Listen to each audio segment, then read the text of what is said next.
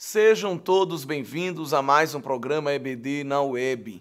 Saudamos a todos os nossos irmãos e irmãs com a paz do Senhor Jesus e explicitamos a nossa felicidade em iniciar mais um trimestre, o segundo do ano de 2022, onde estaremos estudando mais uma lição riquíssima em valores, em conceitos, que com certeza edificarão as nossas vidas espiritualmente. Queridos irmãos, esta lição, ela apresenta os valores do reino de Deus.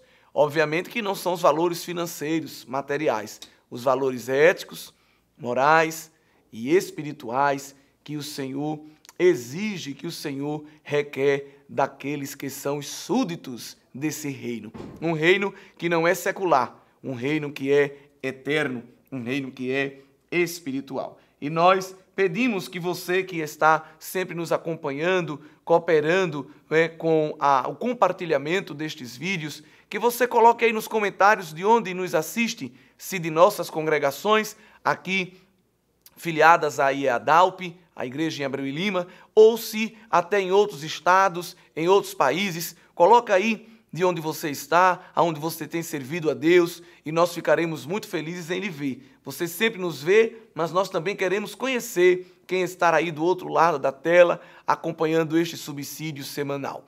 Pedimos a sua ajuda para curtir o vídeo, compartilhar, para que mais pessoas sejam alcançadas pela palavra de Deus. Parece até um jargão desta era digital, mas é uma maneira de nós interagirmos e de proclamarmos a mais pessoas esse conteúdo que é compromissado com as verdades eternas. A primeira lição traz para nós o Sermão do Monte e qual é o caráter do reino de Deus. Não só do reino de Deus, mas dos súditos deste reino, daqueles que seguem, daqueles que se submetem à vontade deste rei, que é o Rei dos Reis, o Rei eterno. Primeira coisa que eu quero chamar a atenção desta lição, a verdade prática diz que este Sermão do Monte revela a ética do reino de Deus e como é formado aí o caráter cristão. Para quem quer ser chamado discípulo de Jesus, é necessário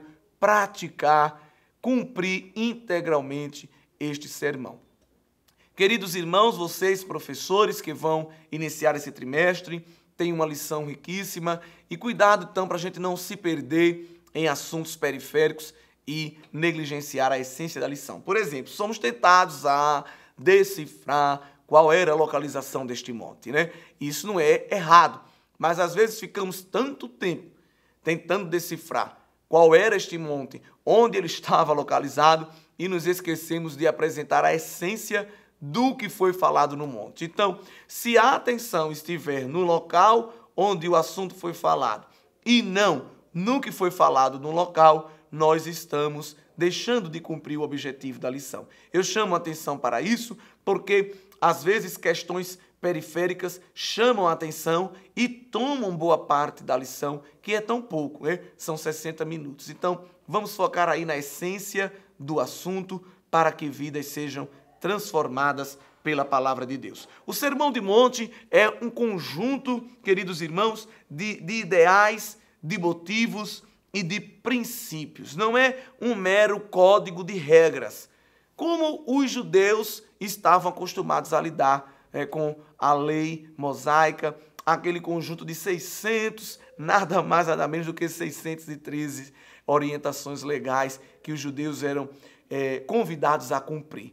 O Sermão do Monte não vem como esse mero código de regras, como esse mero conjunto de imposições legais que deveriam ser praticadas, mas como um conjunto, embora em conteúdo menor, mas em proposição muito mais intenso e extenso. Um conjunto de ideais, de modelo de vida, de proposições espirituais que devem ser seguidos por todos que querem ser súditos do reino. Interessante chamar a atenção que são indicações qualitativas de uma direção a ser tomada por aquele que quer ser chamado discípulo de Jesus, por aquele que quer ser incluído neste reino celestial. E aí nós devemos chamar a atenção que este súdito, que este seguidor, este discípulo não é convidado a cumprir ou praticar um ou outro padrão, mas o conjunto de padrão como um todo.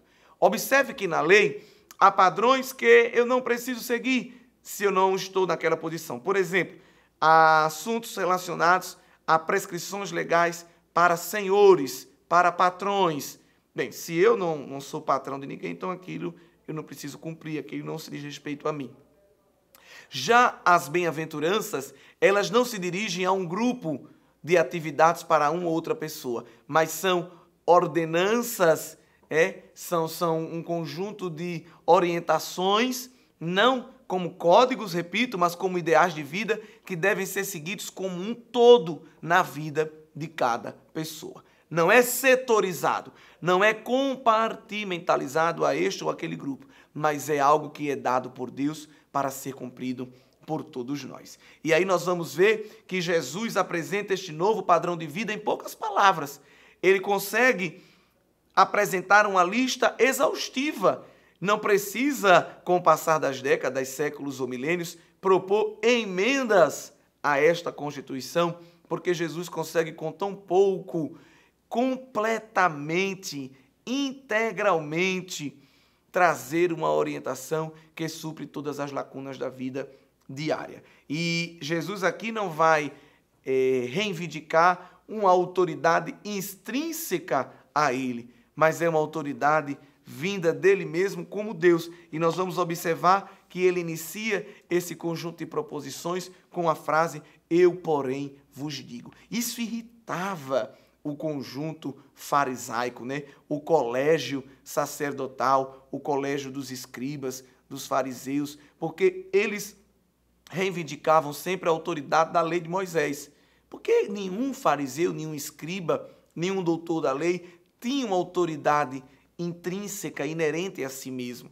Mas Jesus tinha toda a autoridade. Ele diz, olha, o Pai me deu toda a autoridade, todo o poder, porque Jesus era Deus no seu ministério terreno, continua sendo Deus, porque sempre foi e sempre será. Então ele tinha essa autoridade inerente, na sua essência. Por isso que ele podia utilizar essa expressão, eu, porém, vos digo, que aparece aqui no capítulo 5 e versículo 22, versículo 28, versículo 34, 39, 44 e no capítulo 6, versículo 2. Essa expressão é recorrente aqui nesse curto espaço de texto. Então, observem que a autoridade que estava sobre Jesus para impor este novo e completo padrão de vida, ela traz para nós segurança de que o que estamos fazendo é a vontade de Deus para as nossas vidas.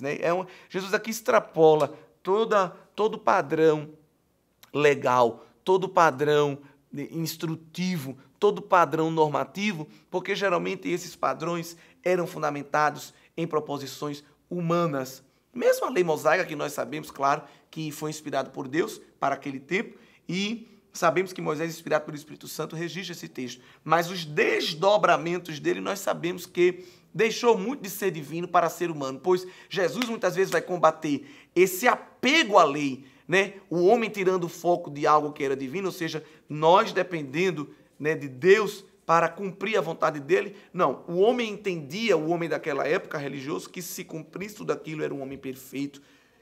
E aí foge da dependência divina e assume uma posição legalista autossuficiente. Eu cumpro tudo isso, então eu atingi essa perfeição. E não há perfeição fora da presença de Deus, da dependência de Deus. Então, Jesus mostra agora que para cumprir isso, nós dependemos dele. Não conseguimos cumprir esse alto e padrão elevado, moral e ético, sozinhos, mas com a ajuda de Deus em humilhação. Nós não somos perfeitos, nós não conseguimos com facilidade cumprir isso. Não é algo fácil ser pobre de espíritos, chorar, ser manso, ter fome e sede de justiça, ser misericordioso. Nós queremos muito mais receber misericórdia, mas ser misericordioso não é algo fácil. Não é fácil ser limpo de coração, não é fácil ser pacificador. Muitas vezes nós queremos vindicar nosso senso de justiça e de vingança. Queremos beber o sangue do outro para satisfazer a nossa justiça. Quando Jesus nos convida a não satisfazer o nosso senso de justiça, mas ter sede da justiça de Deus, ainda que isso nos cause lágrimas. Então não é fácil ser perseguido por causa da justiça. Observe que aqui para cumprir esses ideais, precisamos, evidentemente, ter uma vida pautada na palavra, uma vida derramada na presença de Deus, para poder enxergar com novos olhos esse padrão ético do reino de Deus. E aí é importante, querido irmão, você apresentar inicialmente essa temática do reino de Deus, pois é um tema, é uma expressão que vai ser falado várias vezes ao longo do trimestre. E o reino de Deus é algo eterno, evidentemente. Esse reino de Deus sempre existiu, mas ele vai ser inaugurado na sua fase final, ele vai ser publicado, explicitado para os homens no início aí, no ministério do Senhor Jesus. Jesus encarna e vem à terra para exercer o seu ministério, para justamente inaugurar esta fase final e pública, mais perceptível do reino de Deus, o reino dos céus, que são expressões intercambiáveis, né? Alguns evangelistas vão preferir a expressão reino dos céus, outros reino de Deus, porque depende do público para quem estava escrevendo.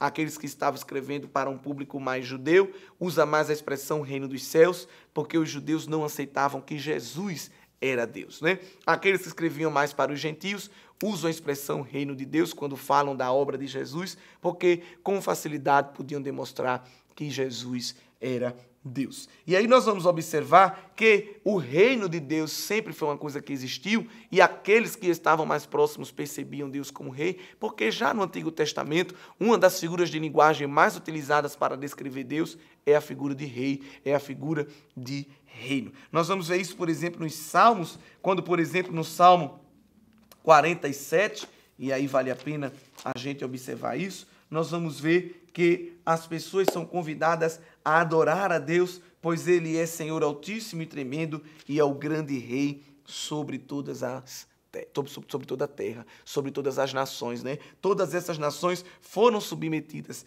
a Ele. E aí somos convidados a louvar, a entoar engrandecimentos a esse Deus, no verso 7, que é Rei de toda a terra, e no verso 8 é rei sobre as nações. Então, é uma figura bem presente no Antigo Testamento. Nós vamos ver no Salmo 83 e o verso 18, mais uma vez, esta figura, quando todos são convidados a reconhecer que só o Senhor é Deus, seu nome é Senhor e Ele é Altíssimo sobre toda a terra. Então, esta facilidade de se colocar, de se prostrar diante do reinado de Deus é algo encontrado na vida do crente.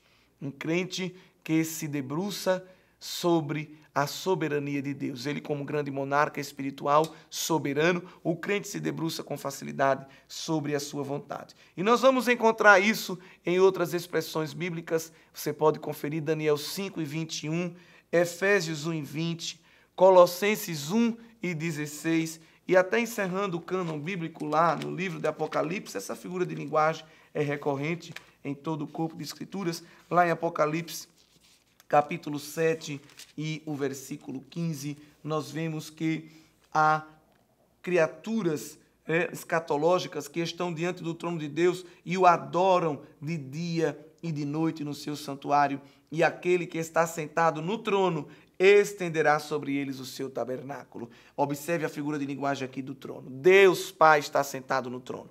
Jesus, depois que foi ascenso aos céus em corpo glorificado, está à direita de Deus no seu trono. Está sentado à direita, à destra de Deus, porque Jesus também partilha desta glória e deste poder sobre as nações. Quando ele descer com a igreja na segunda vinda gloriosa, ele estenderá o seu cetro do seu reino milenar sobre todas as nações. E aí, queridos irmãos, nós vamos observar que esse reinado de Deus, ele conclama súditos, ele conta com súditos obedientes, quebrantados, reverentes diante dele. Deus não precisa afirmar a sua autoridade, pois essa autoridade é inerente dele. Ele não recebe esse reino de ninguém, esse reino é pré-existente. Deus sempre existiu, sempre haverá. A existência de Deus não depende de nada, é inerente dele. Ele é eu sou o que sou. Antes que houvesse dia, ele já era. E aí ele não recebe esse trono, esse poder de ninguém. Esse trono, esse poder é inerente de Deus. Pelo contrário, ele é que confere autoridade a quem Ele quer. E aí as pessoas ao longo de toda a história, Deus sempre teve e sempre terá pessoas que se inclinam perante a sua soberania. Você pode ver isso no primeiro livro das Crônicas, aí no capítulo 16, versículo 23 ao 36. Também em Isaías, capítulo 52, versículos 7 ao 15. E 2 salmos, para citar tantos outros textos, poderíamos citá-los, mas aqui são textos representativos. Vamos encontrar isso também no Salmo 67 e no Salmo 97. Por exemplo, o Salmo 67, todos os povos são convidados a louvar a Deus. E o verso 2 diz, para que se conheça na terra o teu caminho e em todas as nações a tua salvação. O verso 4 diz que as nações se alegram e exultam, pois Deus julga os povos com justiça e ele guia na terra as nações. Então, já no Antigo Testamento, encontramos aqui todos os povos sendo convidados a se alegrar e se alegrando ao reconhecer as obras de Deus. Não é diferente o Salmo 97, quando é dito que reina o Senhor. Então, alegre-se a terra. Observe que o contexto geográfico deste reinado e deste reconhecimento de Deus como rei é ilimitado. E para um povo que era continental, para um povo que ainda não tinha desbravado as terras, porque o povo hebreu não tinha desbravado as terras, os povos, mas o Salmo 97, ainda o verso 1 diz que as ilhas também exultam, né? As terras longínquas. Deus, no seu reinado, extrapola os limites e as barreiras geográficas. E por que todos os povos se alegram? Porque o verso 2 diz que justiça e juízo são a base do seu trono. Não é porcelanato, não são pedras preciosas, a base do trono de Deus. Deus está pavimentado no trono de justiça e de juízo. Por isso que todos se alegram na presença de Deus. Então, Deus sempre teve e sempre terá pessoas se dobrando diante do seu reino, diante do seu cetro, diante da sua soberania. E aí, queridos irmãos, Jesus vem inaugurar esta última fase, essa fase final do reino, né, de Deus, explicitamente. E aí é o tema da pregação. A pregação de João Batista lá em Mateus 3, do Senhor Jesus em Mateus 4, de Pedro lá em Atos 2, é arrependei-vos, porque chegado é o reino dos céus, ou o reino de Deus. E aí Jesus inaugura esta fase final, apresentando que este novo momento de súditos se dobrando diante do reinado dele. E aí ele extrapola esse grupo de pessoas que se dobram, porque ali no Antigo Testamento nós temos o povo de Deus, o povo de Israel. E agora com o ministério do Senhor Jesus e o seu processo salvífico executado na cruz, isso vai se estender para todas as nações, para os gentios e evidentemente para a igreja. E aí nós temos nesse momento atual a igreja como a agência do reino de Deus na terra.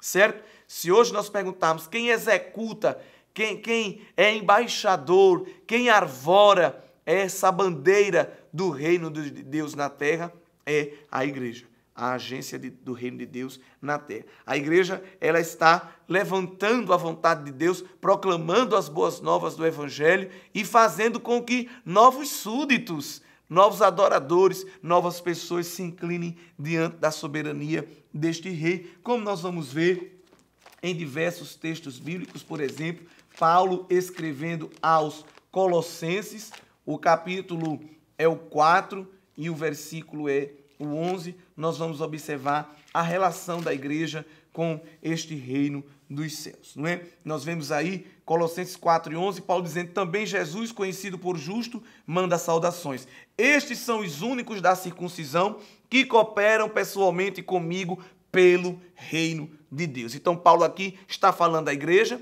está falando de alguns irmãos que vieram do judaísmo, mas aceitaram a Jesus, e Paulo diz, olha, estes aqui estão cooperando comigo no reino de Deus. Ou seja, toda a igreja do Senhor hoje, todos aqueles que confessam Cristo como Salvador, passam a cooperar como igreja com a instalação, a propagação e a execução da vontade do reino de Deus aqui na terra. E por fim, este reino será completamente instalado e executado na vida de todos através do senhorio de Cristo no reino milenar, como nós vimos no livro de Apocalipse, tá bem? Então são 3 fases muito importantes que você, professor, pode apresentar no início da sua aula. O ministério do Senhor Jesus com a inauguração desta fase final, a vida e a obra da igreja nesta fase intermediária, nessa propagação do reino, e a vinda gloriosa do Senhor Jesus, quando ele vai instalar o seu reino milenar sobre toda